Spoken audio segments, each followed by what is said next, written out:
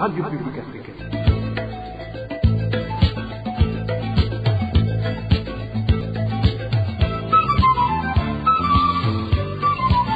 Radio Publique Africaine.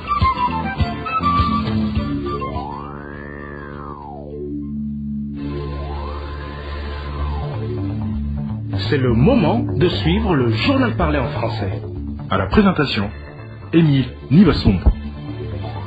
Nous sommes le 6 octobre 2022. Au sommaire, les policiers rançonnent la population à Rugombo. Les habitants de cette commune de la province Cibitoke pointent du doigt la barrière de la police située tout près de la société Rugofam. Les enfants et les mendiants de nouveau visibles dans les rues des quartiers urbains. Le gouvernement semble avoir échoué dans la recherche d'une solution durable à ce phénomène. Et le carburant de nouveau abondant sur les stations-service dans les villes de Bujumbura et Rumonge. Après plusieurs mois de carence, nous allons également vous en parler. Dans un instant, le développement des titres. Page droits de l'homme pour commencer. L'emprisonnement de la journaliste Floriane Irangabi est une preuve irréfutable de l'absence de la liberté d'expression et de la presse ainsi que de l'indépendance de la justice au Burundi. Réaction d'Innocent Muhozi, président de l'Observatoire de la presse burundaise OPEB en sigle. Innocent Muhozi indique également que cette incarcération prouve encore une fois que les invitations incessamment données par le gouvernement au Burundi en exil ne sont que tromperies. L'emprisonnement de Madame Floriane prouve encore une fois, s'il fallait prouver quelque chose encore, qu'il y a trois problèmes graves au Burundi. Le premier problème, c'est celui de ne pas tolérer l'expression d'opinion et la diffusion d'informations qui ne soient pas dans le sens que souhaite le gouvernement. Liberté de presse et d'expression sont bannies au Burundi, encore une fois, de par cette illustration de l'emprisonnement de Madame Floriane. Le deuxième aspect de cet emprisonnement montre que tout le temps que le gouvernement passe à essayer de sensibiliser les réfugiés de rentrer au Burundi, leur promettant d'être tranquilles, de ne pas être poursuivis, est un mensonge patent. Madame Floriane est rentrée dans son pays, elle n'est accusée d'aucun crime, elle n'est poursuivie dans aucun dossier antérieur à celui qu'ils ont fabriqué maintenant.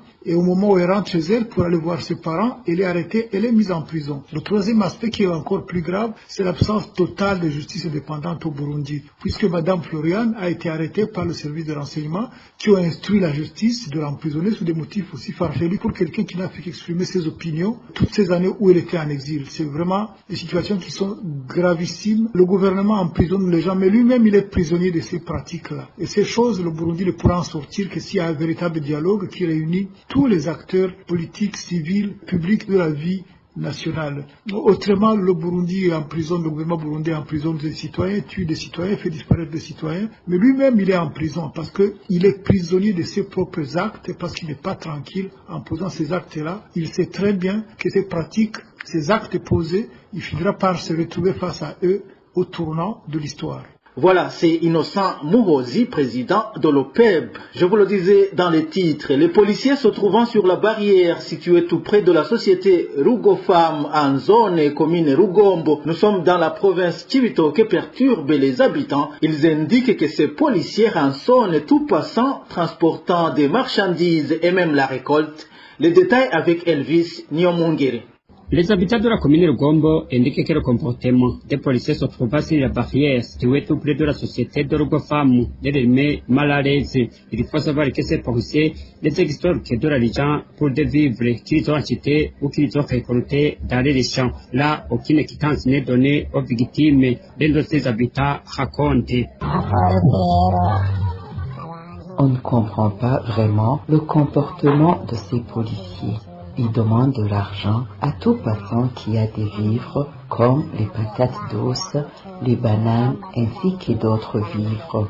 Il y a des gens qui viennent s'en procurer au marché de Rugombo et qu'ils empruntent le trajet Rugombo-Roi en passant par cette barrière, ils doivent laisser de l'argent sur cette barrière.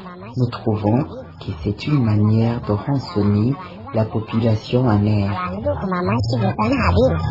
Ces habitants de Rugombo demandent aux autorités habilitées de redresser ces policiers ou d'enlever cette barrière.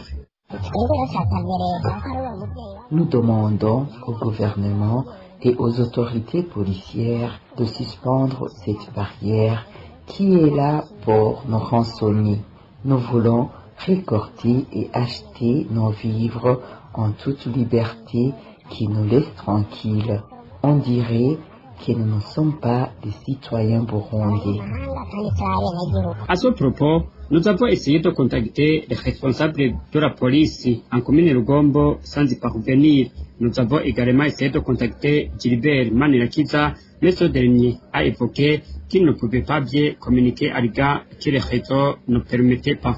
Rendons-nous à présent dans la province Kayanza où certains parents des élèves des établissements de la commune Matongo s'indignent des frais que les directions des écoles ne cessent de leur faire payer. Certains éducateurs indiquent que ces frais, justifiés comme étant destinés aux activités scolaires, constituent un lourd fardeau pour ces parents qui font face déjà à la misère. Éloge Divin Remecha nous en dit plus. Le paiement des frais destinés aux activités scolaires est en casse-tête, indiquent certains parents des élèves des établissements de la commune Matongo. Ces frais exigés à chaque élève quelques jours après la rentrée scolaire sont difficiles à payer, expliquent aux parents qui tiennent compte de leurs revenus.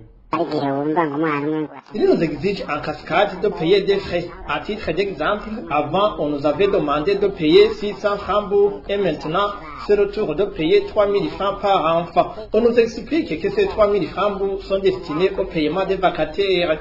Nous demandons que cela cesse car nous sommes en situation de pauvreté et sommes incapables de payer son montant pour chaque enfant. D'ailleurs, les frais que nous payons ne sont pas utilisés tels qu'on nous l'avait dit. On nous a demandé de l'argent par exemple pour vider les fosses septiques, mais rien n'a été fait par la suite. Des sources au sein du personnel enseignant en commune Matongo disent que ces frais destinés au paiement des vacataires a été décidé récemment dans une réunion de l'administration communale et les autorités communales de l'enseignement. Pour cet enseignant de l'une des écoles de Matongo, certains parents sont incapables de payer ces frais car leurs enfants ne possèdent même pas certains matériels scolaires indispensables. Cette somme, par exemple, de 3000 francs burundais par élève est franchement un lourd fardeau pour un parent qui doit payer pour plus d'un enfant. Ce fardeau s'explique aussi par le fait qu'actuellement, certains élèves ne possèdent même pas de cahier malgré que l'année scolaire est déjà en cours. Franchement, c'est un fardeau pour certains parents. Ces parents et enseignants demandent ainsi que ces exigences cessent. Contacté par téléphone pour recueillir sa réaction, Désiré Atungimana, directeur provincial de l'enseignement à Kayanza, nous a dit qu'il n'était pas au courant de ces faits exigés aux parents et nous a promis de s'enquérir de la situation. L'Assemblée nationale du Burundi n'est pas en train de jouer pleinement son rôle et de plaider pour la population en ce qui concerne la pénurie et la flambée des prix des produits de première nécessité. C'est l'avis de l'ancien député Fabien Wanchiganino. Pour lui, les députés ne font pas leur travail de peur de perdre leur place. Effectivement, ces derniers jours, nous avons observé une pénurie grave des produits de première nécessité ici dans le pays, à savoir les produits Brarodi, le sucre, les engrais chimiques, les produits pétroliers et bien d'autres. Ces produits sont tous locaux, sauf les produits pétroliers, ce qui est très grave. C'est dommage que le Lugano habilité qui devrait réagir pour soutenir le peuple, si l'Assemblée nationale est absent. On ne le voit pas. Donc, pour moi, il est absent, mais pour les raisons suivantes. Les députés doivent avoir la même position que celle du parti. Il y a un article de la Constitution qui le dit. On a exactement des groupes venant de différentes sensibilités. Il y a un grand groupe de députés du parti au pouvoir qui ne réagit pas. Il y a aussi un groupe de députés batois qui ne réagit pas. Il y a enfin le groupe dit de Pronado Kumugumya qui ne réagit pas non plus. Tous ces députés ont peur de perdre leur place parce que l'article que je viens de vous citer le dit. Pour moi, c'est donc les trois raisons qui poussent les honorables députés actuellement à ne pas faire le travail de contrôle de l'action du gouvernement, ce qui est très dommage. Nous avons la chance. Le président fait tout dans ces jours pour pouvoir être à la hauteur de tout cela. Et il y a quand même un régime pour le carburant. Nous attendons que d'autres produits soient également disponibles. Selon Fabien Vanchiganino, le fait que certains députés sont également des commerçants, ils se retrouvent parmi les spéculateurs. Il est donc difficile de se dénoncer, estime l'ancien député. Tous ces députés, ceux qui ont le capital suffisant, font le commerce comme les autorités administratives. Ils attachent alors plus d'importance à leurs intérêts qu'à ceux du peuple qui les ont choisis, ce qui est dommage. Ils spéculent. La troisième raison, c'est qu'ils ont peur d'être emprisonnés car ils ont l'expérience. À la fin du mandat, il y a un député qui a observé et a mis en pratique son rôle de représenter le peuple lors de son mandat, qui s'est retrouvé en prison, la prison centrale d'Ompimba, à la fin de son mandat. Mais il serait souhaitable que tous ces députés constatent leur erreur de représenter le peuple, de contrôler l'action du gouvernement pour que le peuple ait tous les produits qu'il lui faut, mais aussi qu'il a tout ce qu'il faut pour vivre paisiblement dans le pays. Pour rappel, Fabien Vanchiganino a passé près d'une année dans la prison centrale d'Ompimba pour son franc-parler lors des séances de l'Assemblée nationale. Dans un instant, nous allons parler du phénomène des enfants de la rue et des mendiants. La politique dénommée zéro enfant et adulte mendiant dans la rue n'a pas atteint son objectif. Après la campagne de retrait exécutée au mois de juillet par le ministre de la Solidarité et la police, aujourd'hui cette catégorie de gens est bien présente dans tous les coins de la ville de Bujumbura. Les détails avec Marie-Ange Irakoz. Depuis la reprise du programme de retirer de la rue les enfants et adultes mendiants le 15 juillet dernier, aujourd'hui la situation dans la capitale économique Bujumbura est telle que rien n'a été fait. L'effectif de ces enfants accroît du jour le jour. Certains de ces enfants qui reviennent aujourd'hui dans les rues avaient été renvoyés dans leurs familles sur les collines natales, tandis que d'autres avaient été envoyés dans les centres de prise en charge. À part les vols dans les véhicules, dans les magasins ou dans les poches des individus, ces enfants se promènent en petits groupes pour faire face aux policiers ou à quiconque constituerait pour eux une menace. Ces enfants se munissent d'ailleurs des objets tranchants comme des rames de rasoir, des bâtons métalliques et tout autre objet de défense. Ces enfants ayant un âge compris entre 8 et 15 ans affirment même qu'ils consomment du chanvre ainsi que les autres stupéfiants à cause des conditions difficiles de vie. Le gouvernement a déjà tenté une fois d'en finir avec ce phénomène, mais les stratégies sont toujours vouées à l'échec.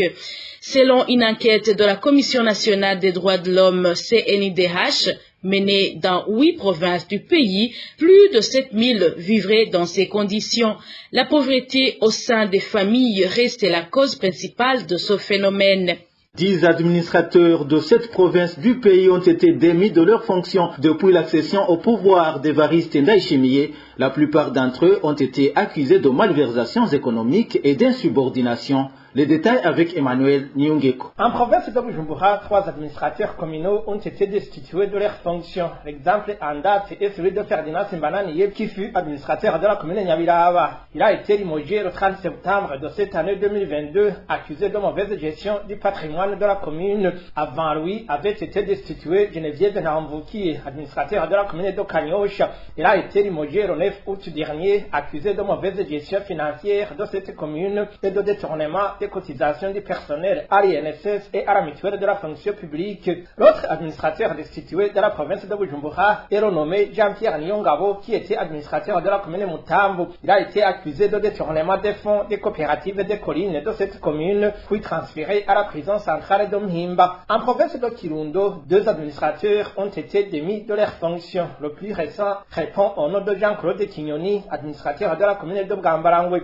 Il a été démis de ses fonctions le 30 septembre septembre de cette année. Comme chef d'accusation figurent les malversations économiques et le favoritisme dans la passation des marchés publics, ce qui a été pourtant contesté par certains de ses administrés. Le second administrateur destitué à Kirundo s'appelle Marin Hitimana, qui était à la tête de la commune Ntega. Il a été démis de ses fonctions le 8 septembre de l'année dernière 2021, accusé d'insubordination. Toujours au nord du pays, le 28 juillet cette année, Pascal Sevigo, administrateur de la commune Kiremba en province d'Ongozi, a été destitué, accusé d'avoir affiché une attitude d'insubordination et la non-exécution des décisions du conseil communal. En province de Muyinga, Janvier Ndagijimana, qui fut administrateur de la commune Giterani, a été limogé le 24 mars de cette année 2022, reproché de désobéissance envers ses supérieurs hiérarchiques. En province de Makamba, le 14 février cette année, a été démis Gérard Hazimana, administrateur de la commune Vugizo, reproché d'avoir affiché une attitude manifestant le non-respect des institutions par la hiérarchie.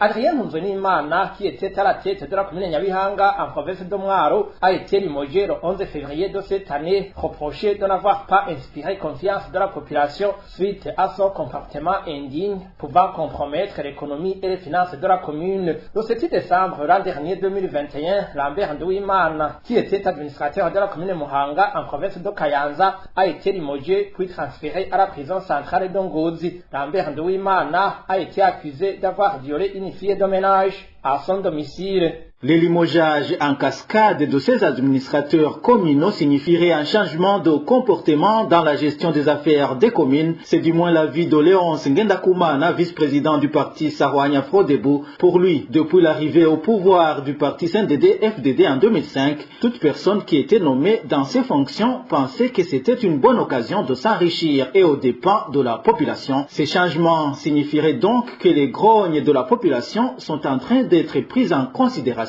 Écoutez plutôt Léonce Ngendakumana, c'est le vice-président du parti Frodebu. Nous observons un changement de mentalité, un changement de comportement à la gestion de la chose publique.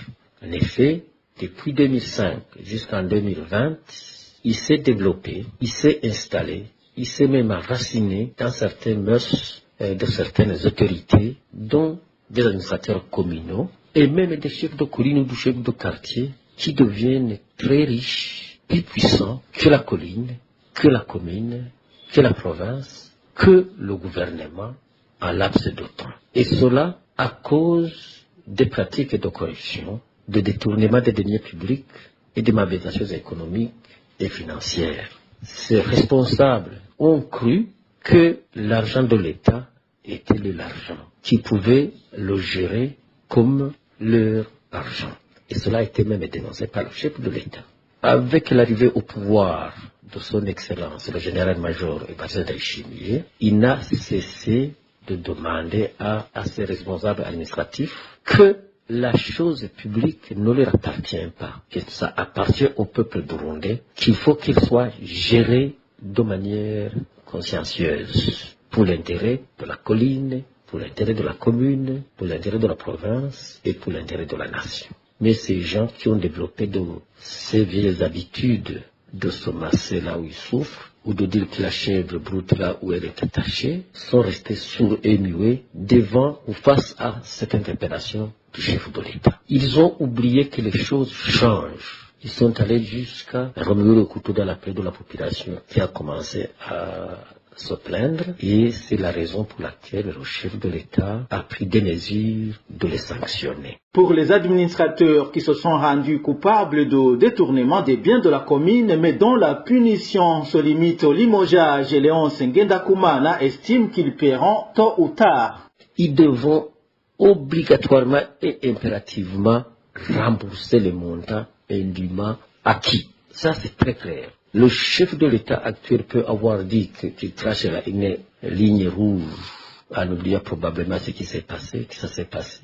Mais un autre peut venir et prendre une décision contraire. Si je devais conseiller à ces autorités et à ces responsables administratifs, ils devraient commencer à rembourser progressivement les biens mal acquis, les biens qu'ils ont acquis en dehors de la loi, pour qu'ils soient quittes. Voilà, c'est Léonce Ngendakumana, le vice-président du Front pour la démocratie au Burundi.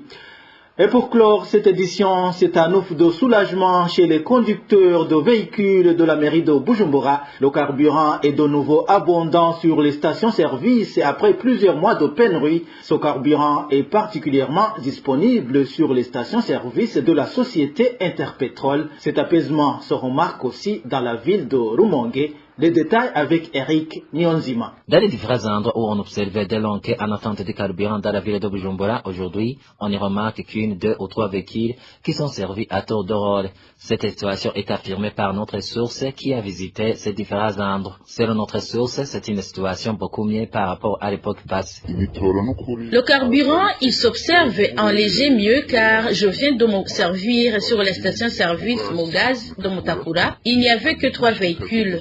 C'est vrai, il y a des stations qui ont du carburant, tout comme il y en a d'autres qui n'en ont pas, mais quand même, c'est mieux, nous sommes reconnaissants. Toutefois, notre source a pu découvrir des stations-service de la ville qui n'avaient pas d'essence. Cette dernière indique qu'il faut attendre pour que ça continue, ainsi car ces stations-service appartenant à la société Interpétrole avaient du carburant. Par exemple, à l'heure où je vous parle à Nahangwa, il y a 2 stations-service, celle de Kigobe, de Kobil et une autre qui est peinte en vert, il n'y a pas de carburant. À la station Top One aussi, il n'y a que du mazout. Si ce n'est pas un geste d'un laps de temps, personne ne peut ne pas saluer cet acte, car maintenant, j'arrive à l'avenue de l'imprimerie, communément appelée avenue de la mort sur la station Interpétrole. Sur les stations appartenant à Taruku, le carburant est vraiment disponible. Ce bonheur se fait attendre également chez les conducteurs de la ville de Rumonge. Notre source à Rumonge affirme que depuis hier, toutes les stations-service de la ville avaient une quantité suffisante de carburant. Il y en a du carburant en abondance. Hier, toutes les stations-service de la ville de Rumonge ont été approvisionnées. Interpétrole a utilisé les gros moyens car ce carburant a d'ailleurs été apporté dans les gros camions de cette société.